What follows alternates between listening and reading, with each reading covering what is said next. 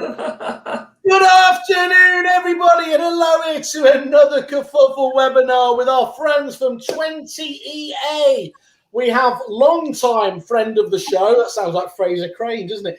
Katie Bellamy, how the devil are you? I'm very good, Simon. I'm afraid that I've forgotten my pink hat this morning. This afternoon.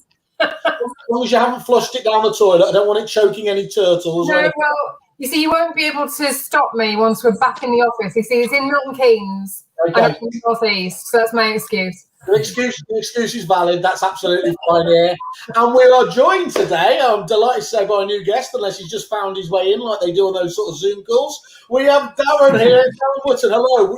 New addition to the team. Do you want to just give us a bit of an intro about yourself, Darren, so everyone knows? Yeah, by all means. Thanks for allowing me to join the show. I've been in the estate agency market for probably around about 10 years. Obviously, you're a very known character, Mr. Whale, in the industry. And even though we may not have spoken much prior to this, we've definitely stood next to each other in the bar, usually with me behind you, waiting for your round to get in, you know, going back to your old CRM days. I don't know whether that sounded like an insult or a compliment, but I'm taking the latter. Definitely the latter. Good. Well, the hospitality industry has been poorer as a result of you not being out. I recently joined Katie and the team at 20EA at the beginning of the year. So January the 4th was my first day, one day prior to the third lockdown. So it's been a virtual addition or entrance into the company. Prior to that, a lot of people in the industry may know me from my days at Ravensworth, where I supported many of your clientele, and also prior to that, EPROP, working in the white label element of the guild, where fundamentally I'd looking after Property Franchise Group. So I mean this in the most responsible way. You've been around. I have, and I've also been an agent both in the UK and also in the Middle East over in Dubai. So, okay. Well, there's bound to be some stories about that when we catch up. We'll talk about those stories. I could have done with your credit card out there. I'll tell you that now. So, Darren, just before we kick into the main thing, obviously, what you knew about 20EA, 20CI beforehand, what was it particularly that really made you think this is a really exciting opportunity that these guys do? Well, I think one of the things that has really sort of struck to me, I did have some knowledge of 20EA as a data provider prior to joining, but one of the things that I was been nothing but overwhelmed with and totally impressed in the 7 weeks that I've been on board is the quality of personnel that we have in-house and also the quality of data. Katie is now sick of me saying that we appear to be the industry's best kept secret. It's just phenomenal with regard to, where we get the data from, over 4,000 different data sources, and how we collate it and put it out. And like I say, I appreciate there's others in the market, but with regard to what we offer and where our data gets used and utilised is unbelievable. So it is. I hope Katie doesn't mind me saying when she was talking about, getting involved with the kerfuffle platform, I tried to sell it on the fact, well, you've got to be here because of my fashion sense. And she was like, no, I need to know the business reasons.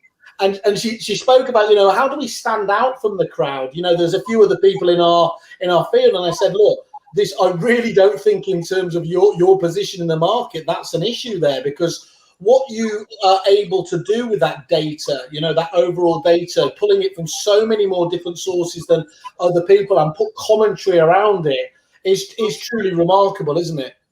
Yeah, it's as we all know, there's other people in the market that offer similar products to some of our offering, but that's only one element of what we actually do. The beauty with regard to the service and that we give to our clientele is a bespoke service. Literally, you can utilise it for whatever you want. There's no one size fits all, and it's no, you've got to do this and you've got to do that. When I reverting back to my days in agency, is that you want the flexibility to be able to use the data, which is so powerful, in the manner that you see fit. And like I said, it's not for everybody to use in the same way. Yeah. It's so isn't it? How you use that data, you know, and everything else remains the individual part of this. How you choose to market, but you've got to be able to get to the consumer at the end of the day. Otherwise, there's no point being here, is there? Yeah, most definitely, and it's all about consumer getting the message out there. I mean, historically, in my days in my previous employment, I would have only been interested in the agents printing something like a leaflet or magazine and sending it out, you know, hard copies. Whereas now, you know, with my data hat on, it's all about spreading the information digitally. You know, it's refreshing for me because people were always saying, "Oh, well, Darren, you want me to print 20,000 leaflets off the back of it?" Well, yeah, we won't bother with that one. But yeah, we just can it's whatever you see fit. It's however you want to be done. Cool. Well, look, just so we understand again, just as a recap, of course, as ever, we recommend that anyone goes to your landing page on Kerfuffle, so 20EA, just type that in and you can see all of the overview information about any of our different partners on here, and it gives a really good explanation. Crucially as well, it also gives you a nice introduction to the company if you want to go back and see the basics. But it's fair to say you guys are experts in sort of what's your bullet point slogan for describing 20EA, Katie? I would say that our primary kind of headline would be that we're data experts. You know, that is what we kind of hang our hat on more than anything else. As Darren says, you know, we've got products that do certain things that other suppliers to the market offer, but that isn't, you know, it's just one of the things that we offer out of a wide range of different products. So the fact that we are experts in our field is really what sets us apart from some of our competitors. And I'm a bit of a data expert because I've heard the phrase data lake and I can use it readily without really understanding. I'm fairly sure you mentioned it about 3 times or 4 times. Well, funny you should say that, Simon. Prior to me joining Katie in the team, I actually watched Katie and Paul on the last Kerfuffle webinar. Yeah. And I actually used data lake in my interview. Which, oh my God. So what you're saying is I'm due a Kerfuffle recruitment fee. This is how we Exactly. I mean, I just couldn't, you know, Katie said, what do you want to know? I said, I've seen the Kerfuffle webinar. Say no more. I'm blushing. So let's kick on for today. So I'm really interested. So what we're doing today is really bringing that to life, isn't it? It's not hard, you know, cold grey data, but you're drawing an analysis of some of those statistics that you've analysed over the last year and what that means, and indeed, you know, to give a really transparent view. So today's title is a magnifying glass on the marketplace, isn't it? So I suppose if we were to take this down, 2020 was very much a year of 2 halves, wasn't it, in the property market? In April, it was pretty much a car crash. It was the end of days, nothing happening.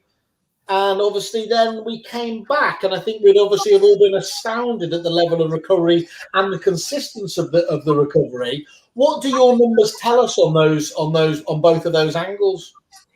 Yeah, well, very much so, Simon. You know, we came into the beginning of last year with quite a lot of optimism because there'd been the whole Brexit kind of depression in the end of 2019, and then we saw what was termed as the Boris bounce in January and February, and predictions were that this was going to be the best year for the property market that we'd seen in decades.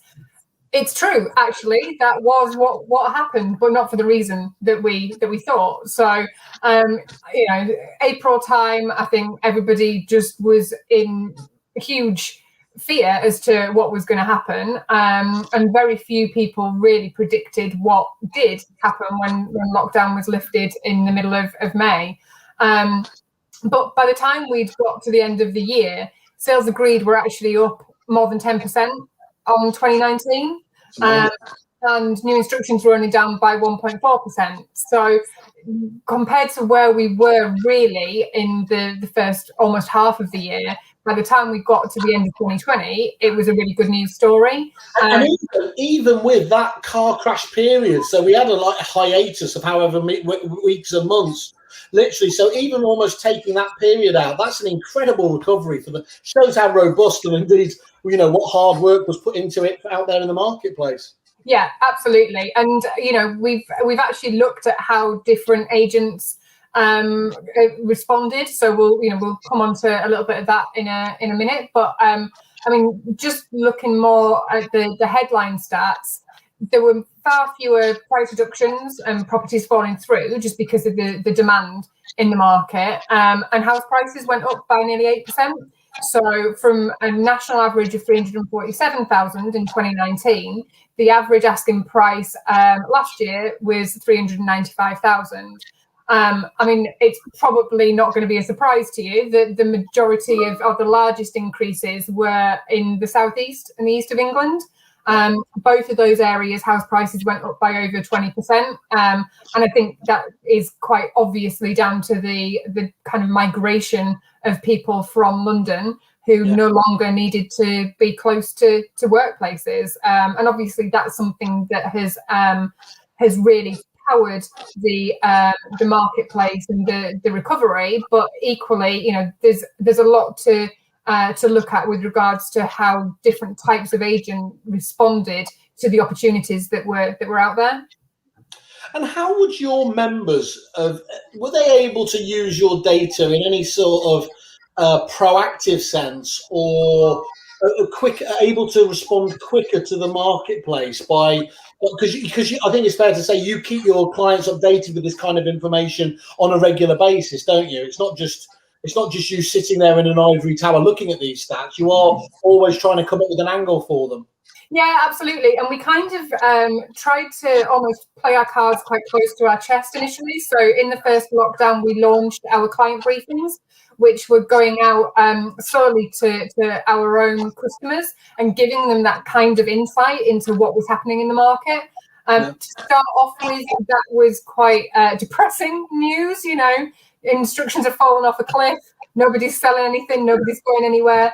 But gradually, as we moved out of the first lockdown, things became more positive, and we circulated some of the information more widely. But certainly, as far as our estate agency clients are concerned, they've been kept in the loop with regards to that level of information, and they've also had access to our insight products. So, having the ability to see on a day-to-day basis what is happening both nationally and in their own marketplace is something that we provide our clients with on a daily basis.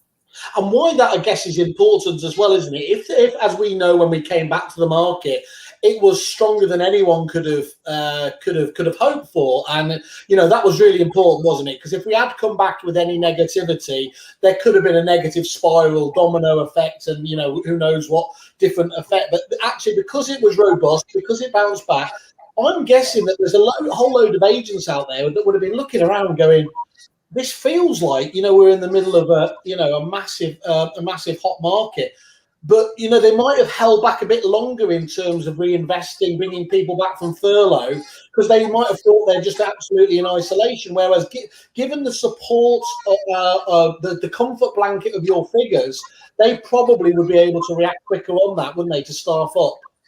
Yeah, absolutely. I think that we definitely worked with some of our clients as well, very much to kind of, be that advice service. And it is interesting to look at, and we can come on to that now if you want to. It's interesting to look at how different types of estate agency organisations, so what we've termed the winners and losers of 2020. We're not going to be naming and shaming anybody, so I'm not calling out any company names. But if we look at how each different type of organisation actually responded to both lockdown and then coming out of lockdown one, it shows us some quite interesting information. And now I'm going to challenge your technical abilities, Simon, but if you can bring up slide number 1. Okay, Darren did describe this earlier off camera as the Debbie McGee moment, wasn't it? Here's my little Very much so. Let's just see what we can do. Debbie, do your dazzling. That's absolutely perfect, isn't it? Okay, so let me just pull the. So okay, so you can just tell me there. So yeah, so that new instruction market share, I think, is a really good way of looking at the marketplace and how the different agents responded. Yeah. So, for example, if you look at the very top line, that shows you the market share of independent agents, which is what we class as one branch agents. You can see that even at the start of the year, they've consistently had the largest market share with just under 30% of all new instructions. But when we then come into the lockdown period, you can see really starkly how well they then responded at the point at which, the other types of agents, the other three in the middle, were all on a downward trend. And is that literally just because they're so agile, they can respond quicker? Yeah, we think so. I mean, literally, if you've just got one branch, it's not too much of a shift for you to have to work from home because you're not trying to kind of balance huge teams of people and get them started with equipment and telling them what they need to be doing and all that kind of adjustment. Plus, it means that you can move very quickly if you do need to reopen. So I think that is why the independents really benefited from lockdown one. And you can see that at the end of 2020, even though the market share had declined, it was still higher than it had been even at the beginning of the year. Yeah. So they actually went into the ended the year with more than 6.4% higher market share for new instructions than in the previous year, and for SSTCs it was up by 6.5% as well. So it wasn't just that they were bringing instructions to market and not selling them; they were really strong in selling what they brought to market. Yeah. And what again it shows here, isn't it? And people often overlook this because the name of the game is at the moment these big corporates acquiring each other, merging with each other. But this is still very much sometimes it's a bit disparagingly called the long tail, but it shows the strength of that independent, smaller end of the marketplace, doesn't it? In terms of what she's doing. I think they talk about the wider economy, don't they? And I can never remember what it is, but just how much of your GDP is powered by businesses under 50 people and everything else there. That's very much echoed by this marketplace, isn't it? It is, absolutely. Well, it's funny you should... Sorry, go on, Darren. I was going to say, it's funny you should say that, Simon, because actually, as we've seen over the last 12 months, 350 estate agencies have actually closed down. Yeah. These have been mainly the SME agents, but those that are between 2 and 5 branches, in comparison, have actually grown. Yeah. So, it hits home everything what you've just said about, the smaller agencies being able to react quicker. Yeah, it's amazing. It's an amazing story there. And again, just shows the story again of 2020 is pat on the backstage, isn't it? How bloody robotic, how many different, us in prop tech world, we faint the first sign of any sort of difficulty in the marketplace. But agencies just robust. It just keeps going, doesn't it? In the face of anything. And Darren, what's interesting there is I'd be fascinated. You're right in terms of the offices shutting down, but I think where it's just to show again how things evolve. That must have been broken, explained away as well by the explosion of individual kind of associate models, broker models, whether that's, Keller Williams, EXP, or all of these different ones where people are just moving from one area to the other in the industry, aren't they? Yeah, I think you're right. I think I've worked quite a lot in my previous over years with these online agencies, and I think one of the things the last 12 months has taught us as humans is all about a work-life balance. Yeah. And a lot of the agents, whether through their own choice or fruition, or they've chosen to actually look at their lives and actually reevaluate what they want to get out of it. And that's why the likes of the EXP, the Keller Williams, and the Purple, that's why they've all been so successful about giving people the opportunity. Because, you know, us in sales, the old cliche is people buy from people. And that's fundamentally what they are. And a lot of very good agents that I know that have worked for some of the large corporates basically just want to reaffirm their identity and get out there and just give customer service. Yeah. That's fundamentally all it's about, with a good brand behind them. Absolutely. I think it's quite interesting though to see that bottom line on the graph, because that is on online estate agents. That's this one here. If anyone can see, I don't know if the cursor's highlighting. Just around the 5% mark. Yeah. Yeah. So you can see that they, apart from the independents, they're the only group of agents that actually benefited from the first lockdown, and probably for the same reason. You know, they were already set up to work from home. It wasn't a situation that they needed to adjust for.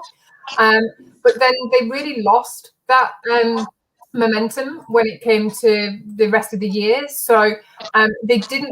Online agents didn't actually see any growth in new instruction volumes throughout the year, and even though new SSTCs were up over 10% across the country, they actually their market share fell by 4.5% of SSTCs. So, you know, I think that it just shows that things are changing, and the way that different agencies adjusted to coming out of lockdown differed depending on the structure and the organization itself. And online agents and perhaps the large agencies tended to be the ones that lost out.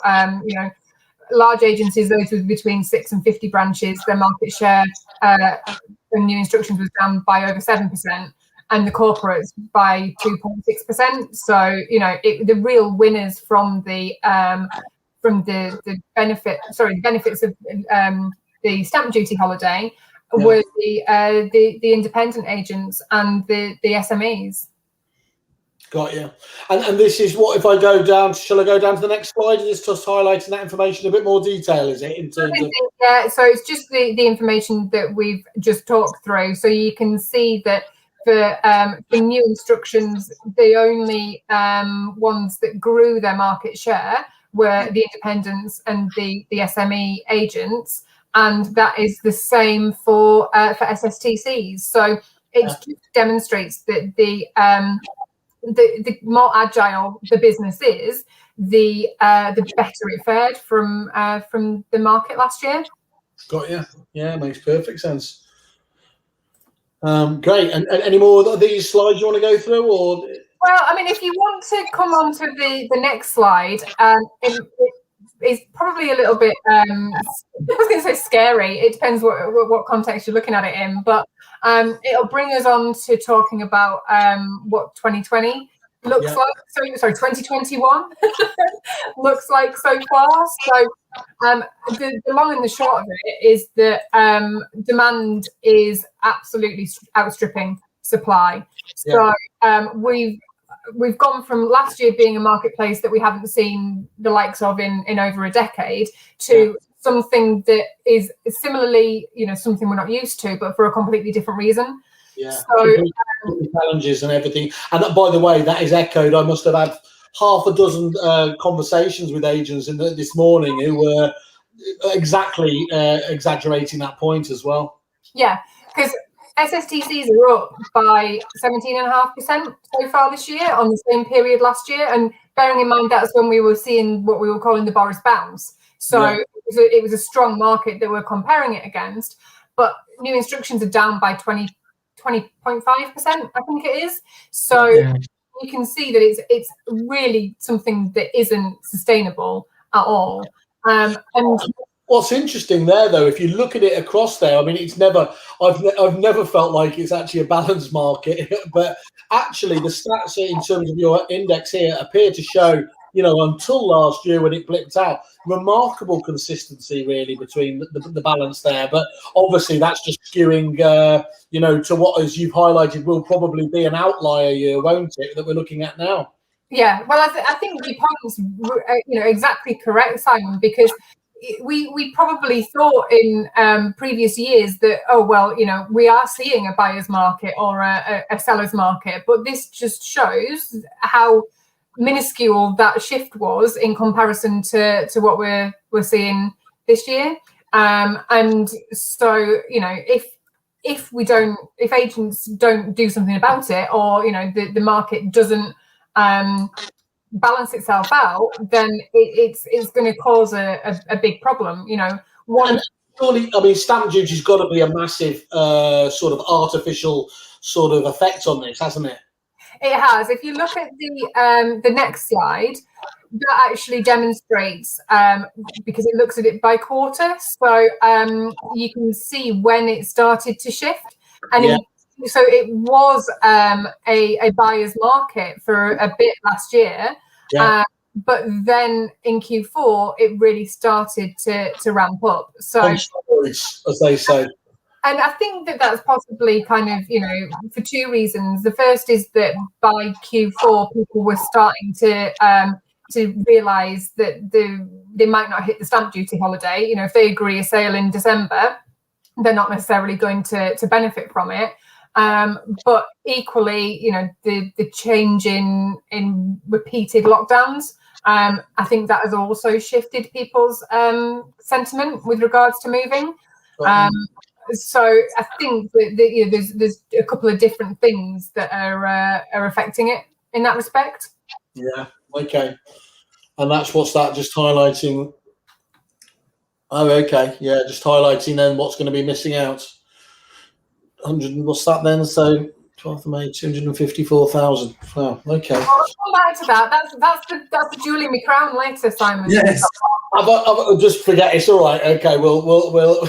Okay. I'll stop sharing that for now. Then there we are. We'll keep that secret. No one saw that. You've been kind enough to say, by the way, anyone who's interested. Oh, in fact, somebody just like it couldn't be any better.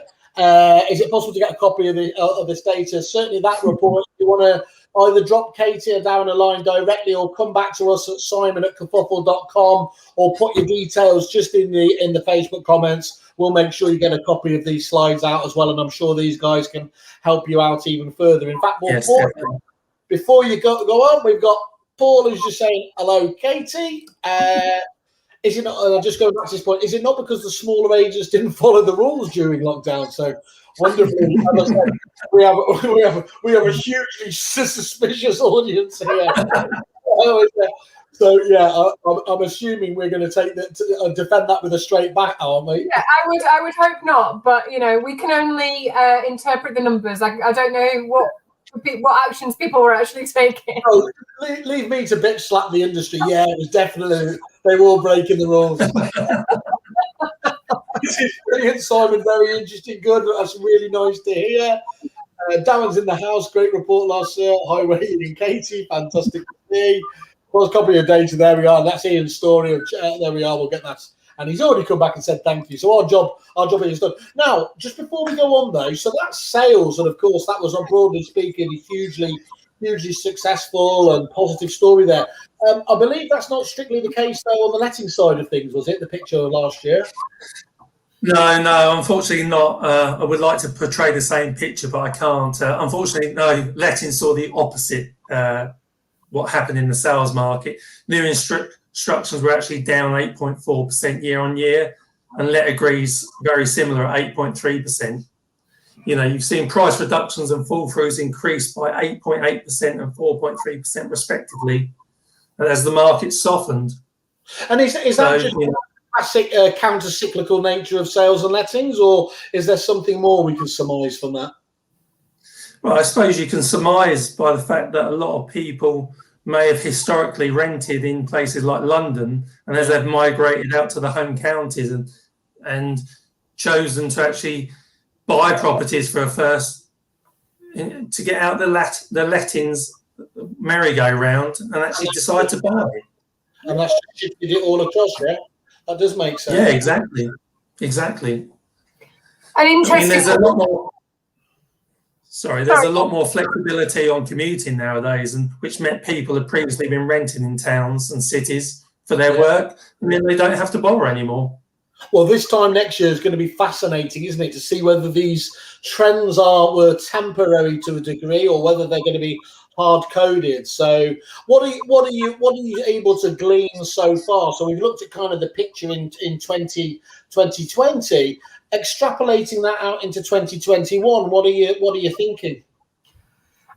So, you know, we'll have a quick chat about the stamp duty holiday in a minute, but you know, putting whatever the Chancellor decides to do with that aside, I think that what we're seeing from 2021 so far is that if this continues, it's going to be a huge problem for agents. There's going to be much lower amounts of stock coming to the market. And although it'll be, you know, they'll be selling what they do bring on, and house prices will have to go up if there isn't more stock. If there's not as much coming to the market, then it affects the bottom line immediately. So I think it's going to be really important for agents to try and think about how they deal with that now, rather than just finding that, you know, they're 6 months down the line and they've got half the amount of stock on their books than they would normally do. Yeah, and you need to start now, doesn't it? It's like all of these things. It's not like you can just whack an advert up or something like that, is it? To get these engines working effectively, there needs to be a bit of brand awareness. You need to build the trust over a period of time, don't you? And so, you know, the more I've been saying it since the outset of the year. It's really, I do appreciate that agents have probably got the biggest pipeline they've ever had, and they're trying to carry it through to the end of March like an expectant mother. I appreciate that. But however, we all know that come April the 1st, whatever happens, you know, April onwards, they need to replenish their stock. And the only way to do that is through going out to market and ceasing it. Yeah. And it really is, isn't it? It's why this industry suffers so endemically from feast and famine, isn't it? And it's, you know, it's probably not surprising, isn't it? Because when your problem isn't about, you've got obviously a fat pipeline there, the last thing probably on your mind is going to be prospecting. But it's that danger of the lag, isn't it? If you don't spot that lag coming, then you're going to have that period where, actually going back to April, it was a train crash for a different reason. But you are going to see exactly the same thing without the same preparation. It's supposed to be reactive as opposed to proactive. You know, you really basically got to nurture and actually be proactive with regards to marketing and actually try and, you know, get those properties in. Yeah.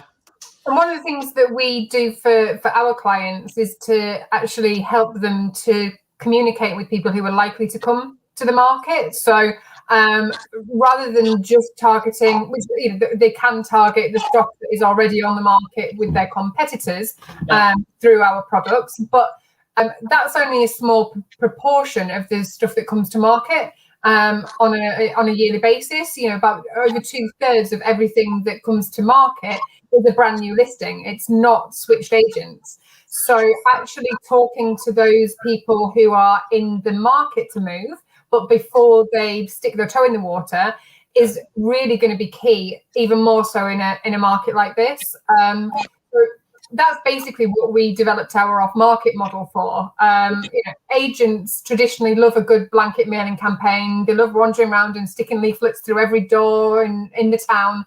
But it really isn't. Did you see, Kate? Did you see Darren? He almost did a during the war style thing there. It was like I could see him drifting off into days gone by. Poacher turned gamekeeper.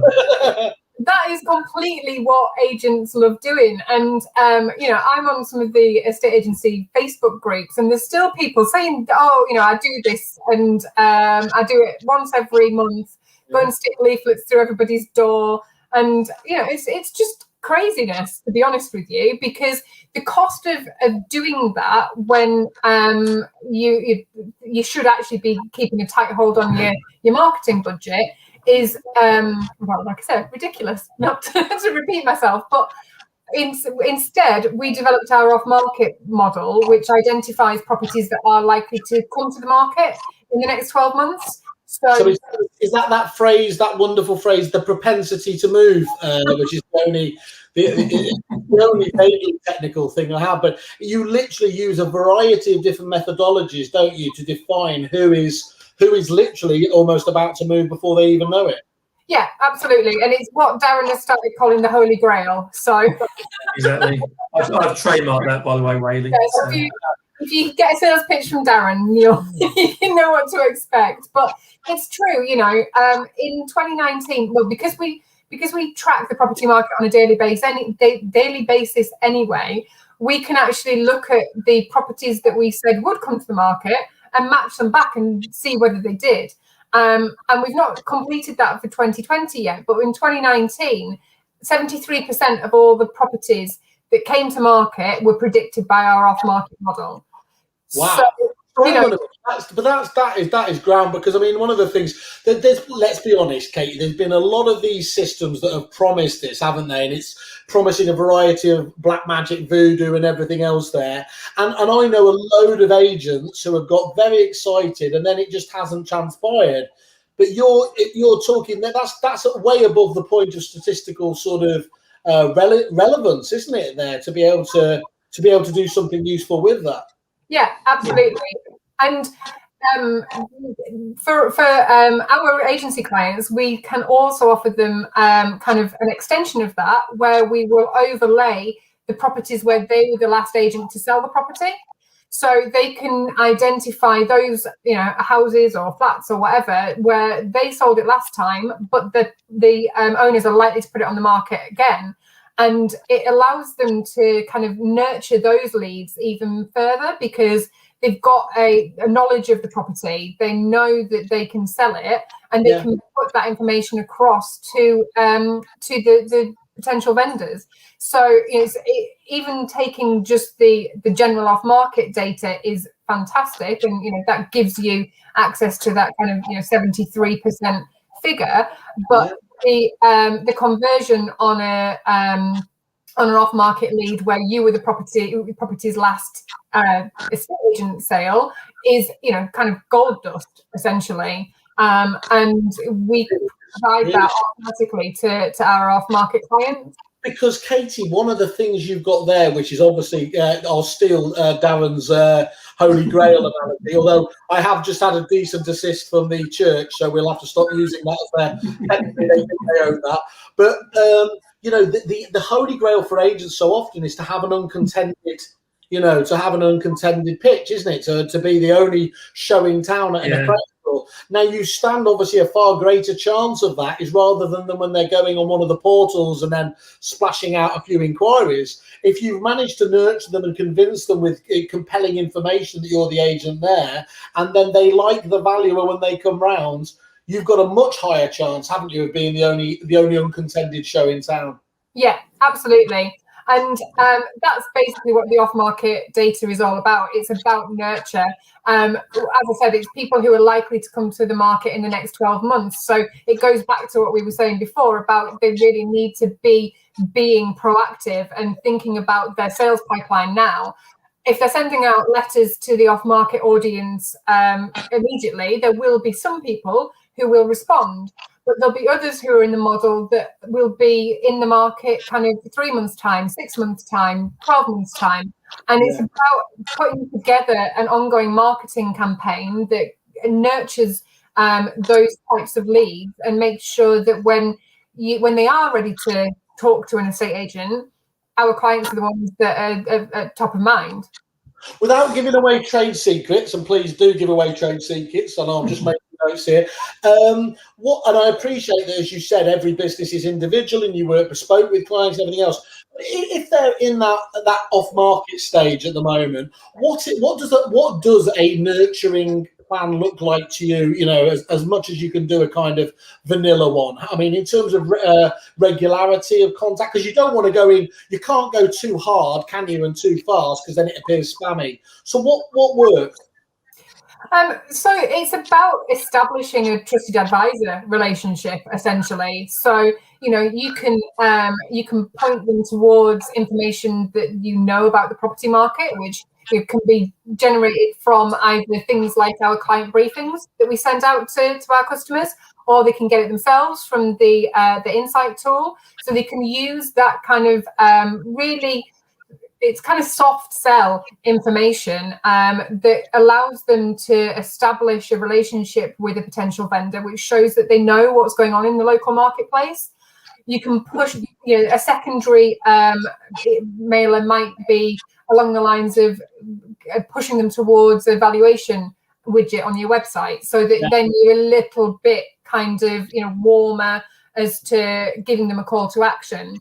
And then it's just making sure that you keep in touch with them and dropping that information in when it would be of interest or is likely to be of interest. So it's very much omni-platform, isn't it? You can get them into the digital journey as well. Yeah. You've got that absolute sweet spot, haven't you, where you can actually make sure that you're just touching them in the right possible way and nurturing them. I told you, say it again. If you want seriousness, go to Chris Watkins. If you want a child in a man's body, come to me. As much as the soft sell as well, Katie, I'm all about the soft sell. As you can tell, our friends at Kramer Science have got a sailboard with my face on it, so you don't have to tell me about the soft sell. that takes me back to my days selling property in Dubai with my face all over the boards there. Fundamentally, the off-market model with regard to the nurturing campaign is no different to the prospecting market in respect that it's all about the method of approach. I mean, everybody knows that when properties come to the market, you try and enter with a soft sell by the fact that they're looking to buy a property. Can you help with regard to them looking for a property? And the off-market journey is exactly the same. I mean, we see how successful it works on the likes of Facebook and that I can be on a site on looking for something to buy, and then suddenly there's an advert on Facebook or Instagram, and I think that's great. They must know that I want to buy that, and it's there. And I'm a salesman, so I'm a sucker to be a purchaser, a consumer. We're the easiest to sell to be. Oh, exactly. But it's the same way with regard to the off-market model. If people are starting that propensity to move journey, it may even be 35 weeks prior to them actually moving. If you can start to drop correspondence of any form, softly around there to say, look, guys, if you've ever thought about moving, we're here. And then you just follow it up. It might even be that the agents take the data and even drop a magazine off or just do something. It's all about has resonated massively for me. I've been lucky enough to work with some of the very best agents in both UK and around the world. And one of the big differences is that they don't look at the short term, do they? They're not looking at the short term, both in terms of staying in contact post sale. So, a lot of people hand over the keys and it's sayonara, see you in 7 years, and then act surprised when they go with someone else. But also that understand that period for a vast majority of people. The reason that the likes of Rightmove, Move, and the portals has such levels of property porn is because there is passive interest, isn't there? Looking around, reviewing, and everything else, and that's the audience you've got to get to, isn't it? Rather than the classic one where this person wakes up tomorrow and says, "I'm going to move," and then you're fighting against 5 other agents, and it's difficult to stand out. Yeah, exactly. I mean, we're trying to, with regard to the model that we quote. Well, I've quoted the Holy Grail. You're actually getting into people's properties before they even know they want to move. Yeah. And that's because we gauge the market with the home mover being the common denominator from so many different aspects. We actually know that they're going to be moving, and that's where we get our off-the-market model. Yeah. So looking at it then, okay, what does this mean for agents then? Because clearly, obviously, that isn't sustainable in terms of that unbalance. What's got to happen? So one of two things will happen. Either the house prices are just going to increase, or we need to see an increase in properties coming to the market. And to be honest, I think that actually communicating with the likes of our off-market audience can help with that. So not only just from the aspect of for the individual agents, but actually for the property sector and agents themselves to be talking to those people who are thinking about moving but are on the fence. Our off-market model says that they're likely to move, but they haven't made that decision yet.